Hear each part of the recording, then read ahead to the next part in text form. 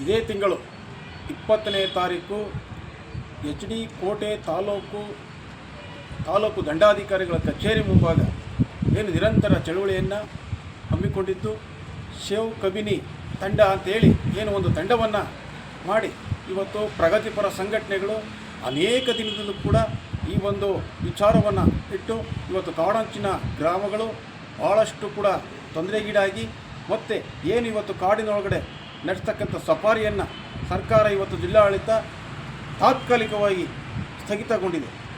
ಅದನ್ನು ಸಂಪೂರ್ಣವಾಗಿ ಈ ಒಂದು ಸಫಾರಿಯನ್ನು ಸಂಪೂರ್ಣವಾಗಿ ಕಾಡಿನಲ್ಲಿ ಮಾಡ್ತಕ್ಕಂಥ ಸಫಾರಿಯನ್ನು ಸಂಪೂರ್ಣ ಬಂದ್ ಮಾಡಬೇಕು. ಮತ್ತು ಏನು ಕಬಿನಿ ಹಿನ್ನೀರಲ್ಲಿ ಅಕ್ರಮ ರೆಸಾರ್ಟ್ಗಳೇನಿದೆ ಆ ಅಕ್ರಮ ರೆಸಾರ್ಟ್ಗಳನ್ನು ಸಂಪೂರ್ಣವಾಗಿ ಬಂದ್ ಮಾಡಬೇಕು.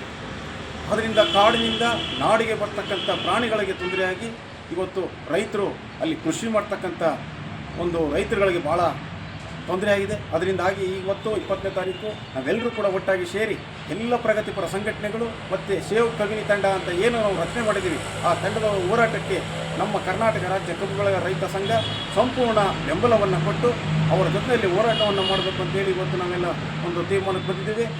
ನಾವು ಬರ್ತೀವಿ ಮತ್ತು ತಾವು ಬನ್ನಿ, ಹೆಚ್ಚಿನ ಸಂಖ್ಯೆಯಲ್ಲಿ ನಾವೆಲ್ಲರೂ ಕೂಡ ಒಟ್ಟಾಗಿ ಸೇರಿ ಈ ಒಂದು ಹೋರಾಟವನ್ನು ಯಶಸ್ವಿಗೊಳಿಸೋಣ.